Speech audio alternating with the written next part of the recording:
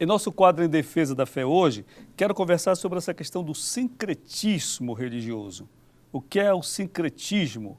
É a mistura, é a miscigenação de elementos diversos dentro de uma cultura e, no nosso caso específico, dentro de nossas igrejas, dentro da religião.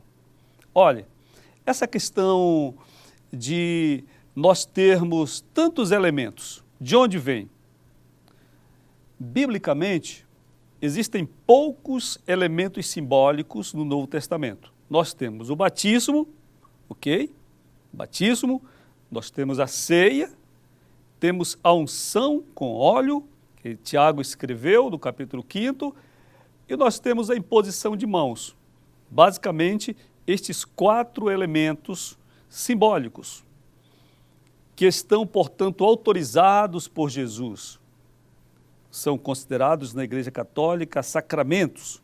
Nós não utilizamos essa terminologia, mas reconhecemos a ceia, o batismo, a unção com óleo e a imposição de mãos em nome de Jesus, que é a oração da fé, como elementos simbólicos da presença de Deus, representativos. Agora, de onde provém os demais elementos? A questão, por exemplo, dos banhos, perfumes. Aliás, até o óleo, que se nós dizemos inapropriadamente óleo ungido, nós não temos como ungir o óleo, porque o óleo já é o que unge. Untar é passar o óleo. Como é que eu vou ungir o óleo? Né? Como é que eu vou molhar a água ou queimar o fogo? Não tenho como fazer isso. Então, nós temos a questão do perfume sobre o óleo, dito óleo ungido. E aí a origem do óleo. O óleo vem de Israel, o óleo vem da videira, lá do Getsemane. Aí vem a água que você vai beber ou com a qual vai tomar banho, ela veio lá do Rio Jordão. Haja água, né? Para carregar de avião. Quem acredita nisso, irmão? Entendeu? Tem uma igreja no Brasil que no início dela, ela pregava a questão da marcação nos umbrais da porta com sangue, lembrando lá do Êxodo. E era sangue mesmo, sangue de galinha, que ela mandava passar. Depois, a autoridade sanitária local proibiu isso, porque não se pode trabalhar com sangue, porque é um dos fatores patogênicos, causa doenças. Pois bem, aí nós temos tantas questões, o banho, o azeite, aí nós temos as toalhinhas com suor, né, e outras coisas também na toalhinha. E tantas coisas. O que está acontecendo com a igreja evangélica brasileira? O que está acontecendo é que nós estamos tirando Jesus e colocando ídolos. Simplesmente isso. Toda vez que Jesus sai da frente de uma igreja ou de sua liturgia, os líderes dessa igreja, às vezes por terem uma vida vazia de Deus, ok? Porque para você viver o que Jesus ensinou à mulher samaritana, que é Deus é Espírito, e importa que os adoradores, seus adoradores, o adorem em espírito e em verdade. Para vivermos isto, nós temos que orar, nós temos de jejuar, nós temos que nos guardar da desobediência, nós temos que andar na presença do Senhor. Pois bem, então, quando uma liderança relaxa a própria vida com Deus, aí começa a colocar muita coisa no lugar. Uma igreja que não tem mais a presença do Espírito Santo, que não tem mais Jesus, precisa colocar alguma coisa. Vão colocando um monte de trambolhos aí. É o tijolo, é o lenço, é o sal grosso. Às vezes a gente pensa até que vai ter churrasco, que é sal grosso, né? Dá até fome, entendeu? E o que nós vamos fazer? Nós vamos nos afastar de todo movimento sobrenatural? Jamais. Não, porque Deus é Espírito. Nós precisamos da sabedoria da palavra. Ok? Fiquemos com os elementos simbólicos da Bíblia, o batismo, a imposição de mãos, a unção com óleo, como a palavra descreve, quem pode ungir e para que ungir. Ó, na Bíblia, a unção é sobre enfermos. No Novo Testamento, nós não temos mais unção para reis, profeta, nós não temos como ungir carro, ungir casa, ficar ungindo o batente da porta, ungindo a chave que vai abrir a sala do trabalho. Não existe isso, irmãos. Entendeu? É claro que isto não é mais o Evangelho. Nós estamos perante elementos sincréticos próprios da Umbanda, e você tem que concordar comigo. Certo? Então, vamos vigiar, senão daqui a pouco nossa igreja será um terreiro, sem nenhum preconceito com os terreiros, mas prezando pelo nosso quinhão, que é o templo do Senhor. Chamo agora o nosso comentário bíblico.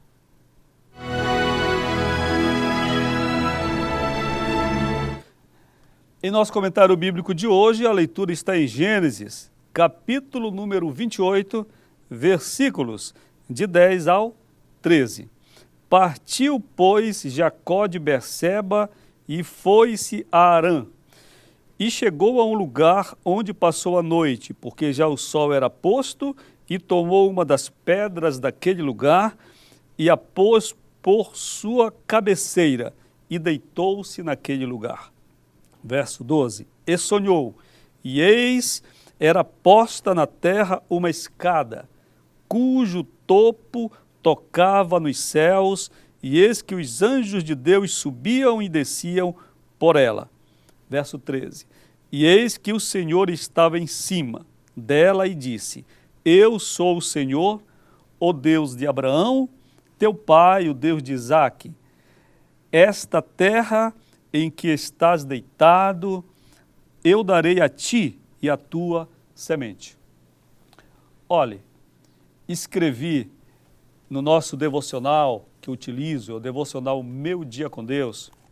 Eu quero convidar você que é amigo da oração, você que quer conhecer melhor o ministério e os dons do Espírito Santo através do ministério, a ter o devocional, porque aqui eu conto as experiências do ministério, grandes coisas de Deus aqui. E aqui no devocional, olha, eu tenho a leitura do dia 4 de julho, recente agora, aliás, dia 5 de julho, nós tivemos nesta semana a leitura cujo título é Escada dos Anjos.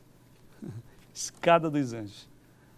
E nesse título, ó, bem aqui, ó, Escada dos Anjos, nós falamos sobre este texto bíblico, interessantíssimo texto bíblico, que diz: E sonhou, e eis era posta na terra uma escada cujo topo tocava nos céus, e eis que os anjos de Deus subiam e desciam por ela. E nós, então, imaginamos a grandeza da visão de Jacó, sonho, na verdade, que ele teve. Certo? Foi um sonho, uma revelação. Há sonhos naturais, há sonhos perturbadores, até espirituais do ponto de vista negativo, e há sonhos divinos, quando o Espírito Santo abre a cena do nosso sono e nos mostra coisas extraordinárias. Foi o que aconteceu com Jacó. Ele estava deitado sobre uma pedra. Veja só como Deus pode revelar coisas profundas para nós, independente das circunstâncias que nós estamos vivendo. Talvez hoje alguns líderes tão ostentosos da igreja, eu vi esses dias na festa de comemoração da Assembleia de Deus num certo estado do Brasil, os líderes serem saudados com o estender de armas pelas Forças Armadas dentro de um túnel. Talvez a gente, com todo o nosso conforto, não tenha nem um sonhozinho de Deus. Mas aqui Jacó, vivendo e dormindo dessa forma, tão desconfortável, o travesseiro dele era uma pedra, e Deus lhe abriu os olhos espirituais. Ele viu uma escada que, apoiada no chão, subia até o céu.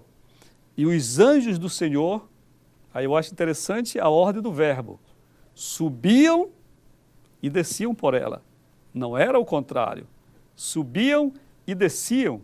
Quer dizer, é um movimento constante. E nós trazemos isto para o nosso contexto de discípulos, seguidor de Jesus, E dizemos que a nossa vida de oração é essa escada dos anjos. Nossa vida de oração. Nós construímos a nossa escada para o céu. Pastor Rui, eu oro e não acontece nada. Talvez você esteja ainda colocando o primeiro degrau da escada. É preciso que você persista em orar. Quando ensinou sobre este assunto, Jesus foi enfático e repetitivo. Batei, batei, batei, buscai, buscai, buscai, pedi, pedi, pedi. Certo? E então nós alcançaremos. Jesus contou a parábola da viúva e do juiz para mostrar a persistência enquanto devemos insistir em orar. A nossa vida de oração é comparada a uma escada mesmo. E à medida que nós vamos desenvolvendo a nossa comunhão com Jesus, vamos colocando mais um degrau, o céu parece mais baixo.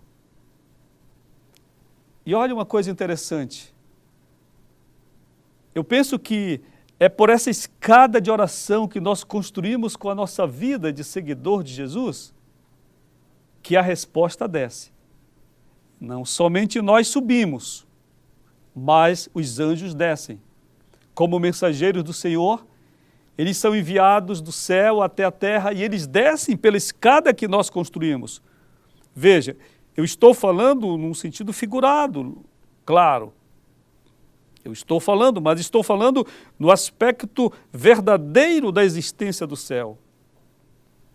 Se nós não empreendemos tempo na vida com Deus, se nós não oramos, buscamos ao Senhor, se não buscamos ao Senhor, então nós ficamos nos primeiros degraus da vida com Deus. E aí a gente vai passar 30 anos dentro de uma igreja, 50 anos dentro de uma igreja e vamos dizer, não sei orar, Pastor Rui, não sei orar.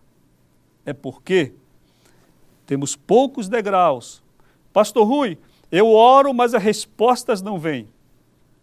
Pode ser porque está faltando degrau para que as respostas desçam até você. É uma ponte aérea, é uma comunicação bilateral, é alguma coisa dinâmica entre o céu e a terra e você é chamado a interagir com o céu. Agora eu vou lhe falar um dos motivos também pelos quais a nossa vida com Deus não prospera na oração. É que nós oramos, mas não obedecemos. Quando nós oramos e não obedecemos a Jesus, nossas palavras são vãs. Veja, há um texto bíblico que eu acho lindo. Jesus diz assim, que nós não devemos nos preocupar com o que vamos falar, porque antes de abrirmos a nossa boca, o nosso Pai Celestial já sabe o que vamos dizer. Ora, se nós vivemos uma vida de desobediência e depois entramos no lugar da oração, se nós oramos 5 minutos, depois passamos o resto do dia pecando e indiferentes ao Senhor, e depois voltamos aos nossos 5 minutos mágicos, achando que Deus vai resolver tudo por nós, eu tenho a sensação que Jesus nos olha assim, sério, e diz assim, você nem precisava abrir a sua boca, já sei tudo o que você vai falar, porque a boca fala, ensinou Jesus, de que o coração está cheio. Você vive pecando, você vai me pedir coisas atinentes à sua vida de pecados. Agora, se você andar em obediência diante de Deus, quando você voltar ao lugar da oração, a vida que você teve lá fora, ela tem harmonia com a sua vida de oração secreta. A sua vida secreta com Deus tem harmonia com o que você vai viver quando disser amém. Então, quando você entrar no lugar da oração, sendo um discípulo obediente, Jesus vai olhar para você e vai dizer com um sorriso largo, servo, serva, você nem precisava dizer o que você pede, o que você precisa, porque eu sei. Porque ele sabe? Porque andou conosco e se enxergou em você uma vida de obediência. É claro que ele sabe o que você vai pedir a ele, as coisas boas, e prontamente no tempo dele, ele vai lhe conceder. Jesus abençoe sua vida com esta palavra, construa sua escada até o céu através da oração. As respostas vão descer mais rápido, você vai ver. A gente vai ao intervalo e volta já.